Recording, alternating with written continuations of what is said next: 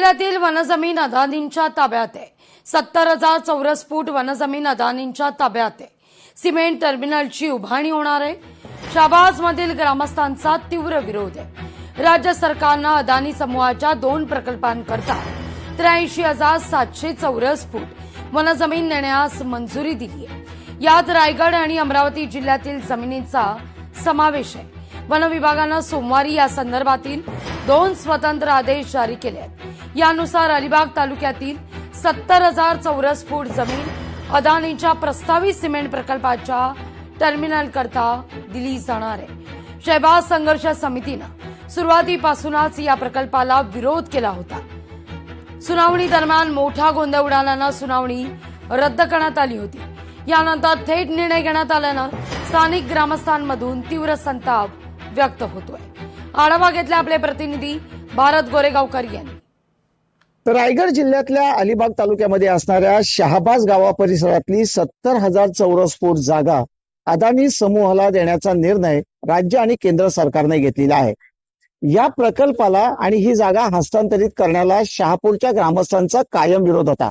ते ग्रामस्थ आता लोकशाही सोबत आहेत। अदानी समूहाला जी जागा दिलेली आहे ही जागा देण्यास तुमचा विरोध का होता आणि आता भूमिका काय राहील? 7 जून 21 रोजी जी सुनावणी झाली, जनसुनावणी झाली, त्या सुनावणीला आम्ही शेतकऱ्यांनी पूर्णपणे विरोध केलेला आहे। त्याचं प्रसंग देखील शेतकऱ्यांपर्यंत आलेलं नाही। शासनाची ही बाब अतिशय निंदनीय आहे। शेतकऱ्यांच्या व्यथा त्यांनी स्पॉटवर येऊन जाणून घ्या। आज तिथे आम्हाला तो भाग वार्ताहरांना घेऊन जाण्यासाठी संपूर्ण चिखलमय आहे।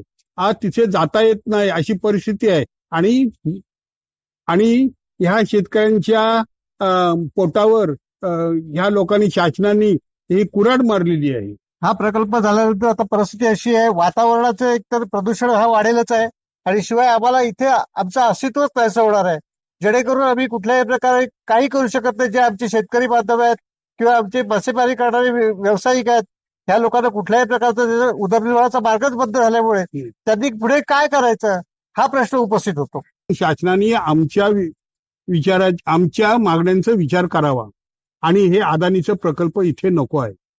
आमचा त्याला कंप्लीट विरोध राहणार आहे शेवटपर्यंत।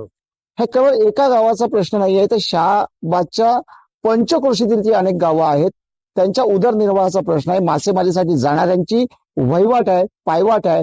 असं असताना तिथं आहाजर समूहाकडनं बांधकाम करण्यात आलं, त्या जेटी उभारण्यात आलं, तर त्यांना त्या ठिकाणी मासेमारीसाठी जाता येणार नाही। त्यामुळे शासनाने आधी आमच्या मागण्यांचा विचार करावा, आम्हाला विश्वासात घ्यावा आणि नंतरच निर्णय घ्यावा, अशी काहीशी आग्रही आणि आक्रमक भूमिका आता शहाबाजचे ग्रामस्थ घेताना पाहायला मिळतात।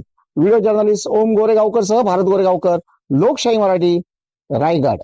शेतकऱ्यांना व स्थानिक ग्रामस्थांना डावलून अदानीच्या सिमेंट टर्मिनलसाठी ही जी काही जमीन शासनाने दिलेली आहे, ह्या जमिनीचा देण्याचा जो प्रकार आहे शासनाच्या वतीने हा अतिशय गंभीर असून त्याचा फेरविचार शासनाने केला पाहिजे। सामान्य इथल्या शेतकरी व स्थानिक ग्रामस्थांना विश्वासात घेऊन प्रकल्प झाला तर त्याला काँग्रेस पक्षाचा विरोध नाही, पण स्थानिकांना न विश्वासात घेता इथल्या पर्यावरणाचा आणि शेतकऱ्यांचा विचार न होता हा प्रकल्प होणार असेल तर काँग्रेस पक्ष ह्या प्रकल्पाला विरोध करेल आणि इथल्या सर्व शेतकऱ्यांच्या पाठीशी ठामपणे उभा राहील। ते गोष्टी करत होते की खाजगी सरकार म्हणजे काय बंदिस्त अशी काही प्रॉपर्टीज तयार करणार, तो एवढा मोठा प्रकल्प इथल्या शेतकऱ्यांनी फेटाळून लावला इथे आंदोलन करून। इथला इतिहास जाज्वल्य आहे आणि हे सरकार जे आले यांनी काय केलंय, हे सगळे मच्छीमार वगैरे खाडीचा भाग आहे हा आणि इथे कांदळवन आहे। मुळात वनजमीन म्हणजे काय, कांदळवनांचा असा प्रकार आहे की त्यांना हायकोर्टाची मंजुरी लागते। केंद्र सरकार काय करतोय आता ह्याच्यामध्ये काही स्पष्ट होत नाही। हायकोर्टाने परमिशन दिली असेल तर त्यांनी जनतेसाठी प्रसिद्ध करावी ती। आणि कांदळवनाला सगळं संरक्षण एवढं देतं सरकार, म्हणजे ते सगळं खोटंच वाटतं ना।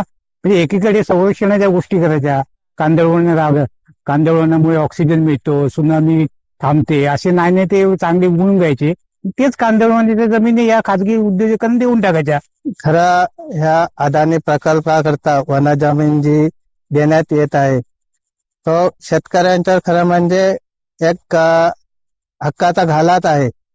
आणि शासनाने त्याच्यावर फेरविचार करावा अशी आमची भूमिका आहे.